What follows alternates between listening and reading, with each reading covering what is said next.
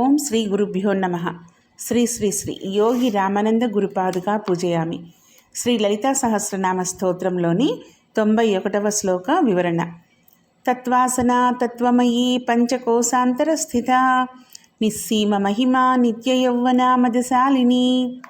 తత్వాసన 24 తత్వాలను ఆసనంగా కలది అమ్మ. అవి ప్రపంచమంతా ఉన్న పంచభూతాలు, పంచతన్మాత్రయాలు, పంచ జ్ఞానేంద్రియాలు, పంచ కర్మేంద్రియాలు, మనస్సు, బుద్ధి, చిత్త, అహంకారం. అమ్మవారు కూర్చున్నందువలన తత్వాలకు చైతన్యం వచ్చింది. ఆ దేవి మనందరి బుద్ధి తత్వాలను ప్రేరేపిస్తూ ఉంటుంది.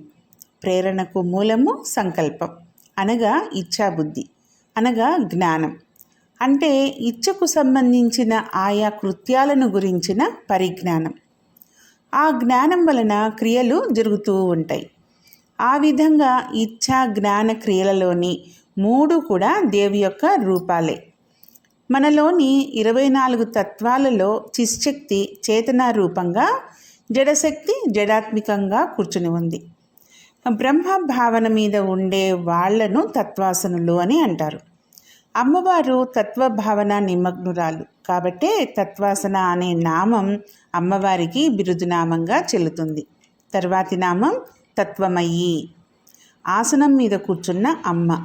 పైన చెప్పినట్లుగా 24 తత్వాలతో ఉన్న పరమాత్మలతో ఆచమనీయం చేస్తే మన పాపాలు పోయి 24 తత్వాలతో ఉన్న గాయత్రి రూపమైన అమ్మ కనిపిస్తుంది అని చెప్పబడుతుంది. ప్రాణశక్తి అనేది వెన్నుపూసలో తిరుగుతూ ఉంటుంది. ఈ వెన్నెముకలో పూసలు కూడా 24. అలా మనలోని 24 తత్వ స్వరూపంతో కుండలిని రూపంగా తిరుగుతూ ఉన్న ప్రాణశక్తి అమ్మవారే. పైన సహస్రారంలో కూర్చుంది కాబట్టి తత్వాసన తత్వమయి. ఈ తత్వమయి అంటే ఇందులో తత్ అనే పదము ఆ పరమాత్మను సూచించే పదం. తత్ పురుషాయ విద్మహే తత్ వితుర్వరేణ్యం ఓం తత్ బ్రహ్మ ఓం తత్ వాయు ఓం తత్ సత్యం అని మంత్రాల్లో చెప్పబడిన తత్ అనే శబ్దము ఎవరిని ఉద్దేశించి చెప్పబడిందో అట్టి నిర్గుణ పరబ్రహ్మ యొక్క సగుణ రూపం కాబట్టి జగజ్జనని అయిన అమ్మవారికి కూడా తత్ పదం బిరుదునామం అవుతుంది. అమ్మవారి నిర్గుణతత్వాన్ని సూచించు పదమే తత్. ఆ తత్ అనే ఈ నామము తర్వాత త్వం అంటే నీవు. ఇక్కడ త్వం అంటే నిర్వికారమైన పరబ్రహ్మ. సగుణోపాసనలో తనకు వేరైన దేవత, అదే నిర్గుణోపాసనలో తానే అయిన దేవత, పరబ్రహ్మ స్వరూపం. ఎదురుగా ఉండే వ్యక్తిని నీవు అంటాం. అంటే త్వం అంటే నీవు అని అర్థం అన్నమాట. అలాగే ఇంతకుముందు తత్తు పదంలో చెప్పబడిన నిర్గుణ పరబ్రహ్మ తత్వము ఎదురుగా రూపు కట్టుకొని ఉంటే ఆ మూర్తిని ఆరాధించుటలోనూ అర్చించుటలోనూ సంబోధించుటకు ఉపయోగించు పదాన్ని సంస్కృతంలో త్వం అంటే నీవు అని అంటారు. అమ్మవారి సగుణతత్వాన్ని సంబోధించు పదమే ఈ త్వం అనే నామం. తర్వాత అయి అంటే తత్తు త్వము, తర్వాత అయి అంటే తత్వమయిలో అనమాట. ఈ 3 తత్తు త్వము అయి. అయి అంటే పై 2 నామాల్లో వివరింపబడి తనకన్నా వేరైనది, తనకన్నా వేరు కానిది. అంటే సగుణ బ్రహ్మ, నిర్గుణ బ్రహ్మ ఈ రెండింటి రూపమైన ఆ పరమేశ్వరి జగజ్జనని జ్ఞాన జ్ఞాతృ జ్ఞేయ స్వరూపిణి అనమాట. అయ్యి అంటే ఓయి అన్నట్లు అమ్మ అని అమ్మవారిని సంబోధించే పదం. పూజనీయురాలైనటువంటి అమ్మవారిని కూడా అత్యంత భక్తిపూర్వక సాన్నిహిత్యంతో మనము ఓయమ్మ అని సంబోధించడానికి సూచించే సంస్కృత పదమే ఈ అయ్యి అనే పదం అన్నమాట. అమ్మవారితో గల సన్నిహిత సంబంధాన్ని తెలుపుటలో సూచించు పదమే ఈ నామం. ఆ విధంగా జగన్మాత తత్వమయి అని పిలువబడుతోంది. తర్వాతి నామము పంచకోశాంతర స్థిత అంటే 5 కోశముల మధ్యన ఉండునది అమ్మ అని అర్థం. పంచికా పూజలో ప్రసిద్ధి చెందిన దేవతలు శ్రీవిద్య, పరంజ్యోతి, పర, నిష్కల, శాంభవి. శ్రీచక్రంలో శ్రీవిద్య మధ్యలో ఉండగా మిగిలిన 4 దేవతలు 4 వైపులా ఉంటారు. కాబట్టి పరమేశ్వరి పంచకోశాంతర స్థిత అని చెప్పబడుతుంది. మన శరీరంలో ఈ పంచకోశాలు ఒకదానిలో ఒకటి ఉంటుంది. ఇవి అన్నమయ కోశం, ప్రాణమయ కోశం, మనోమయ కోశం, జ్ఞానమయ కోశం, ఆనందమయ కోశం. ఈ 5 కోశాల తర్వాత అంతర్ముఖంగా ఉండేది ఆత్మరూపమైన పరమాత్మ. మొదటి స్థూల శరీరం అన్నమయ కోశం. మన శరీరము జడము. జడమైన శరీరానికి చలనమిచ్చేది, పని చేయించేది ప్రాణవాయు రూపంలో ఉన్న ప్రాణమయ కోశం.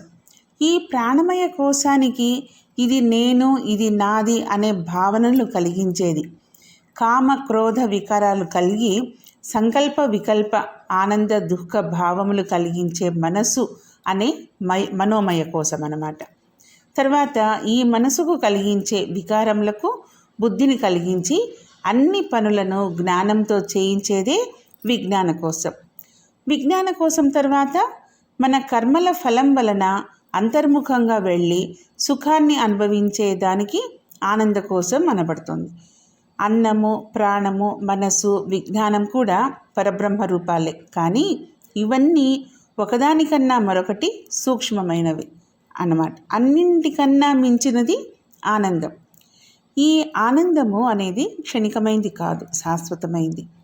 పరబ్రహ్మోపాసన క్రమంగా జరగాలి. అంటే ఆహారాన్ని తీసుకుంటూ ప్రాణాన్ని నిలుపుకొని మనసును వికసింప చేసుకొని దాని వలన విజ్ఞానం పొంది దాని ద్వారా బ్రహ్మ సాక్షాత్కారం పొందాలి. కాబట్టి అమ్మ ఆనంద కోశమందు ఉంటుంది. అందుచేతనే అమ్మ పంచకోశాంతర స్థిత అని పిలువబడుతోంది. తర్వాతి నామం నిస్సీమ మహిమ, అంటే హద్దులు లేని మహిమ కలది. ఏ విధంగా చూసినా అమ్మ మహిమాన్వితురాలన్నమాట. ఆది మధ్యాంతరహితురాలు, పంచకృత్య పరాయణ. అనుగ్రహంలోనూ, ప్రేమలోనూ, జ్ఞానంలోనూ, వైభవంలోనూ ఆవిడకు ఆవిడే సాటి. ఎలా అంటే మూగవారిని పలికించగలదు, కుంటివారిని దూకించగలదు, జడబుద్ధిని జ్ఞానంగా చేయగలదు, ఘోర వ్యాధిగ్రస్తుల్ని చల్లని తన కంటి చూపుతో కనికరించి సంపూర్ణ ఆరోగ్యవంతుల్ని చేయగలదు. అనుగ్రహించదలిస్తే దగ్గర దూరం అనే భేదము ఉండదన్నమాట. ఇలా ఎటువంటి అసాధ్యమైన దుష్కర కార్యాలైనా సుసాధ్యం చేసేటటువంటి సాధించగల దుర్గా అమ్మ జగన్మాత. అందుకే అమ్మ మహిమకు హద్దులు అవధులు ఉండవు.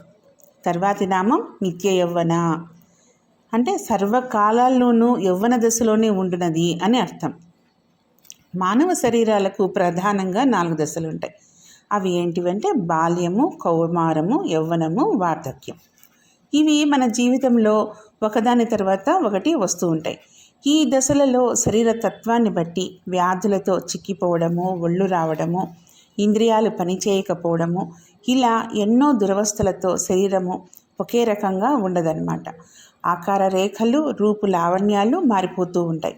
ఇలాంటి ఇబ్బందులు, దురవస్థలు కానీ ఏమీ లేకుండా ఎప్పుడు అంటే సర్వకాల సర్వావస్థల యందును 16 సంవత్సరాల యవ్వన దశలోనే అమ్మవారు ఉంటారు. ఆవిడ కాలాతీతురాలు కాబట్టి కాల ప్రభావము పనిచేయదు. యవ్వనం శరీరానికే కానీ మనసుకు సంబంధించింది కాదు. ఆ విధంగా తీసుకుంటే మన మనస్థితిని బట్టి ఎంత వయసు వచ్చినా మనం కూడా యవ్వనంలోనే ఉండవచ్చు. తర్వాతి నామం మదశాలిని, పరవసత్వంలో కూడిన శీలం కలది అని అర్థం. మదం అనగానే అధికారికమైన గర్వము, ఒళ్ళు పొగరు అనే అర్థాలు గుర్తుకు వస్తాయి మనకి. కానీ మదం అంటే పరవసత్వం అని అసలైన అర్థం అన్నమాట. ఆనందమయ విషయమే మదం. పరమేశ్వరి సదా మహదానందం పొందుతూ ఉంటుంది కాబట్టి మదశాలిని అని చెప్పబడుతోంది. ఆనంద పారవస్యంలో ఉండు స్వభావం కలది అని ఈ నామానికి అర్థం. ఓం శ్రీమాత్రే నమః. ఓం శ్రీ గురుభ్యో నమః.